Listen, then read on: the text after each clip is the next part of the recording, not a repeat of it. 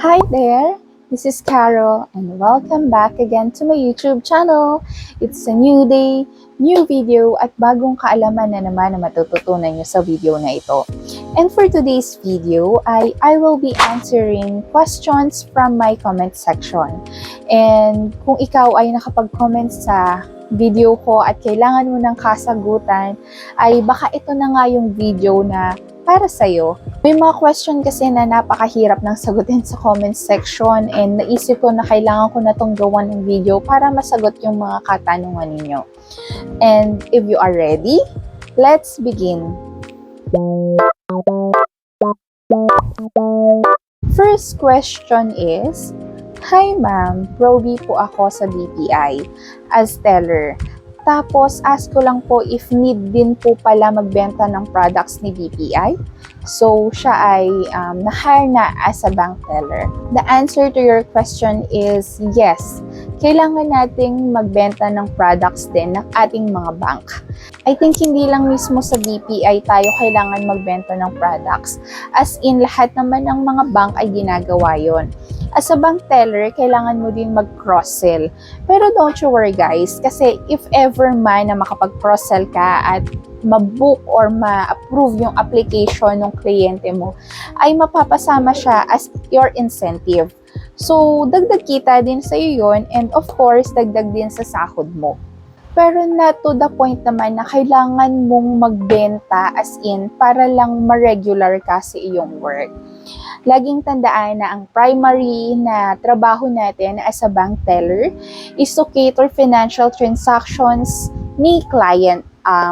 Lalong-lalo na yung mga nasa high counter natin or yung entry level natin na bank teller, which is accepting withdrawal, deposit, encashment, check deposits.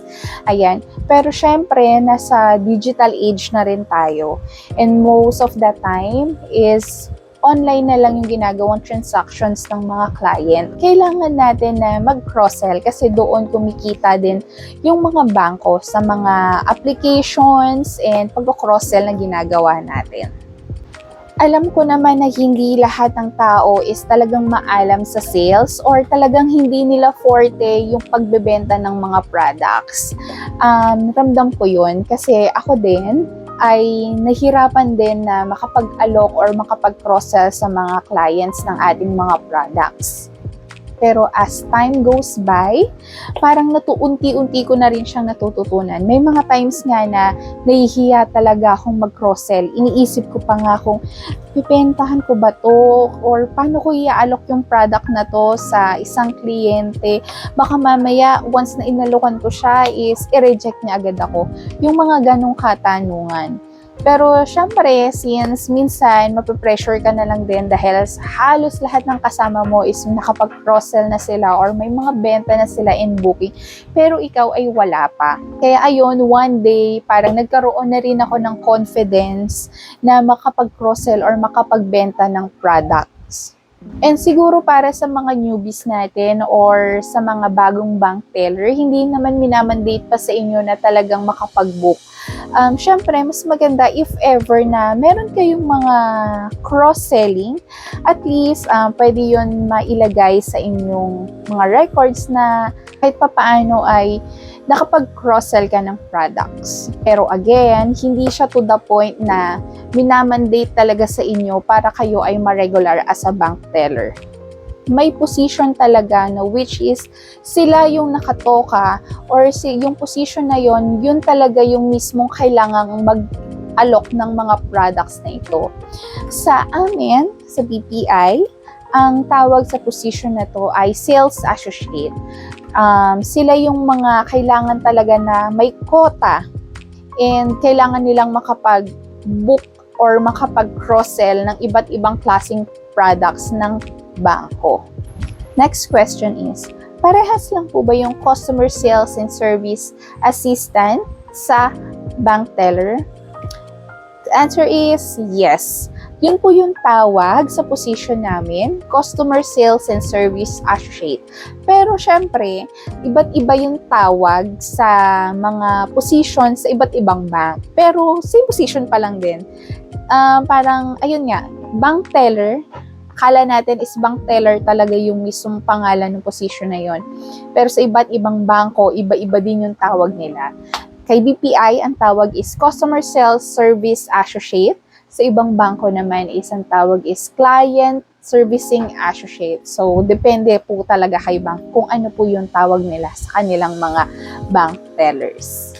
Next question is, may nagga-guide po ba sa first week ng inyong training? The answer is, yes naman. So, etong tanong na to ay pinapertain niya kung may nag-a-assist pa ba or nag-guide sa atin during the time na kailangan natin ng magkaha. And yes naman, may mag-guide pa rin naman sa inyo sa mismong first week ng inyong pagkakaha, cash deposit. May aalalay at may aalalay kayo kasi may kako-teller kayo at kasama nyo siya sa mismong pwesto ninyo. Hindi naman din kayo papabayaan agad or let go na magkaha ng magkaha dyan. Siyempre, kailangan mo pa rin ng assistance, lalong-lalo na yung mga wala pang experience sa cash handling. Pero make sure natin guys na once na naturuan na tayo is isaulo natin agad yung mga itinuro sa atin. Kaya nga minsan yung mga bago natin ay talagang pinupush namin sila na magkaroon ng sariling notebook. So, para ka rin nag-aaral. Kailangan mo may notebook para at least lahat ng itinuturo sa'yo ay pwede mong ilagay dun sa notebook mo para hindi na paulit-ulit din yung nagtuturo sa inyo. Next question is, legit po ba na 5 p.m. talaga yung uwi? Kasi minsan daw nakakauwi sila ng 8 p.m. Yes naman, ang amin kasing work schedule is from 8:30 a.m. to 5:30 p.m. So 8:30, kailangan nasa branch ka na and kailangan ay nag-aayos ka na ng mga gagawin mo. Kasi at 9 a.m. ay nagbubukas na ang ating branch operations. Pero ang bangko ay nagsasarado ng 4:30 p.m. And syempre, may 1 hour pa po kayong preparation para makauwi. So, sa 1 hour na yun, kailangan nakapagbalanse na kayo, kailangan sarado na yung vault, at kailangan ay wala na kayong pending transactions na ginagawa. Minsan kasi nagkakaroon tayo ng delay ng uwi. For example nga ay 4:30 ang close ng bank, pero minsan may mga kliyente talaga na last minute sila pumapasok ng bangko and sobrang tagal pa ng transactions nila. Like, 4:29 or 4:25 p.m. pumapasok sila, mag-open pa ng account. Yung mga ganun transactions kasi ay napakatagal talaga. So, it takes time. Kailangan mo ng mga 15 minutes and up para matapos mo yung buong transactions na yon. And lalong-lalo na if medyo kahang-hang pa yung system nyo or nagpa-fluctuate pa yung connection nyo kaya hindi makapag-proceed agad yung mga account opening. And of course, syempre siguro maraming tao sa lobby and hindi agad nauubos ni tellers yung mga transaction na yun kasi talagang mahaba yung pila sa labas and short kayo ng manpower. And napakarami talagang reasons kung bakit na-delayed yung uwi natin.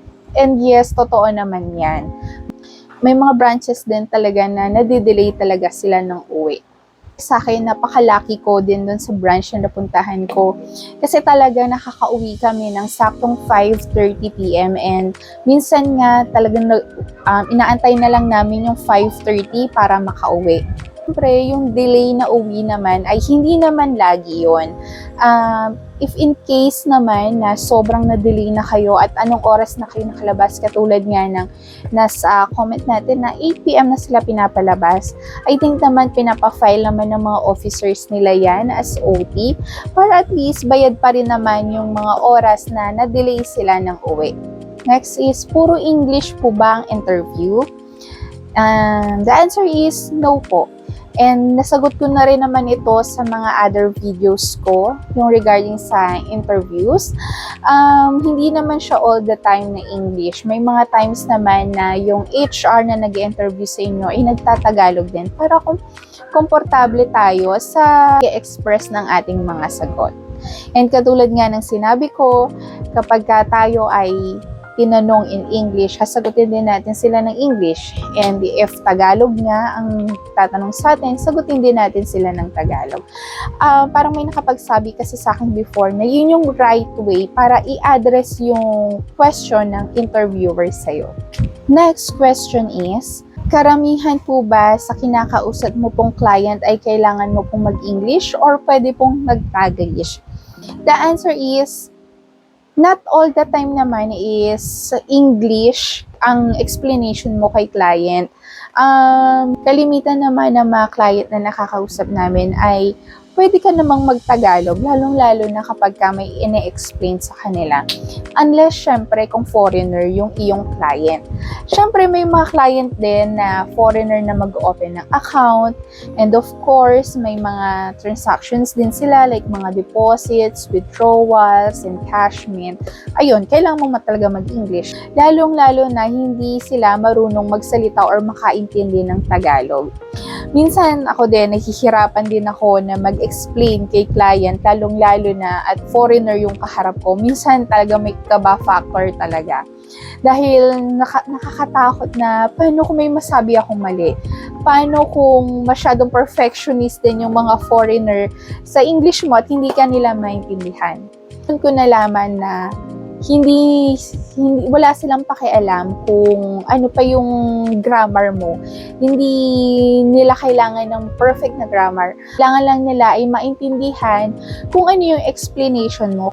Pero hindi natin maiiwasan talaga na may mga foreigners din na irate and hindi nila, parang may mga bagay sila na gusto nilang makuha agad kasi iba yung process ng bank transactions sa country nila versus sa country ng Pinas. Question is, yung uniform po ba ay may ibibigay during training or upon regularization?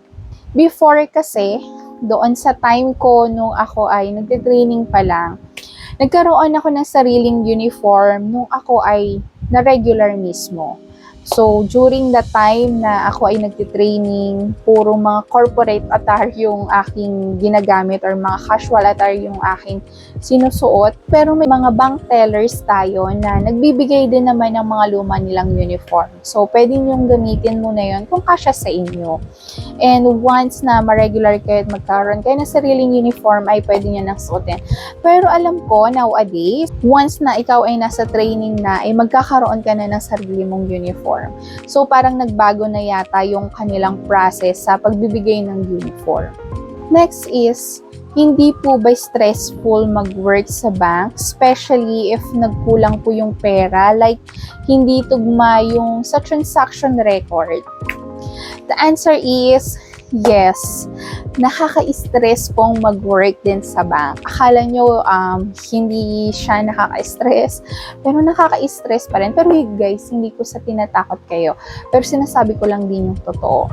Siyempre, lalong-lalo na pera yung hawak natin and perang usapan dito. Once na na-disbalance kayo, ay sobrang nakaka-stress. Lalong-lalo na at hindi mo mahanap kung bakit ka nga ba na-disbalance. Siyempre, katulad ng sinabi ko din sa mga previous video ko, na once tayo ay nas-disbalance, ay siyempre, nasa record din natin siya, na lagi tayong nagkakamali, lagi tayong nadidisbalance. So, pangit po yun sa records natin. At hindi lang naman doon din nakaka-stress yung work. Siyempre, may mga reasons pa kung bakit nakaka-stressful din minsan yung pag-work as a bank teller. Siyempre, minsan, delay na nga yung uwi mo, hindi ka pa nakapag-lunch kasi sobrang daming tao and kulang yung manpower nyo. Gutom na gutom ka na. So, minsan kailangan talaga ay sobrang haba ng pasensya mo dahil hindi natin maiiwasan yung mga ganong scenario. Nasa sa inyo din po kung paano nyo po i-handle yung inyong stressful days. Huwag kayong matakot guys kasi isipin nyo na lang na yun ay part talaga ng work. I think wala namang work na hindi ka may stress. Kahit naman sa mga naging previous work ko din, ay nakaka-stress din talaga siya. So, ang stress ay nandiyan na talaga yan. So, nasa tao na lang din yun kung paano nyo po i-handle yung mga stressful days ninyo. course, ito yung pinakalagi kong nakikita sa aking comment section. And halos lagi ko itong sinasagot pa isa-isa. Ngayon ay sinagot ko na rin naman to sa past videos ko, pero uulitin natin. Ito yung tanong na magkano nga ba ang sahod? Magkano ang sahod? Magkano ang sahod? At magkano ang sahod ng isang bank teller? Actually, itong question na to is for some people ay confidential po talaga kapag ka tinatanong yung salary o yung sahod. And syempre, tao lang din naman ako. So, para sa akin, confidential din yung pagsasabi ko kung magkano na yung salary na na-earn ko as a bank teller, lalong-lalo na at 5 years na ako sa industry. And for your information guys, na depende din po sa experience kung magkano yung i-offer na salary ng bank. Katulad ng explanation ko before, na wala ka pang experience and talagang newbie ka sa industry na to, and ito yung first work mo, ay usually naman, syempre sa pagbank ay mas mataas naman sa minimum salary yung ino-offer nila. Kahit lalo-lalo na kapag wala ka pang experience and newbie ka pa lang, and ito po yung first experience mo. And don't you worry naman, yung minimum salary na marireceive mo na pagbago ka lang, ay every year naman po mag-i-increase yan. And of course, may mga kanya-kanyang benefits po ang ating mga bank, and also may mga kanya-kanyang allowances yan. So, hindi nagiging fixed as minimum salary yung salary mo. May mga nababasa kasi akong sa comment section na kesyo 11,000 daw. Yung 11,000 na yan, I think naman is, ayan pa yung dati pa. And alam naman natin na nag-i-increase din yung minimum natin sa katagalan. So, yung 11K na yan, I think hindi na talaga siya yung pinaka-updated na minimum salary. And I hope naman nasagot ko yung mga other questions ninyo about sa bank tellering job. I hope na marami pa akong ma-receive na mga comments para at least ma-address natin yung mga questions ninyo and ma-clarify po ito. If you have any questions, just feel free to comment down below, and itatry natin ulit na makapag-create ng ganitong video. And of course, if meron kayong mga gustong ipa-explain ng mga bank transaction, gusto kayong malaman, ay mag-comment lang kayo and itatry natin gawa ng video niya. Don't forget to like, share, subscribe, and click the notification bells for more updates and more videos. So until to the next vlog guys, bye-bye!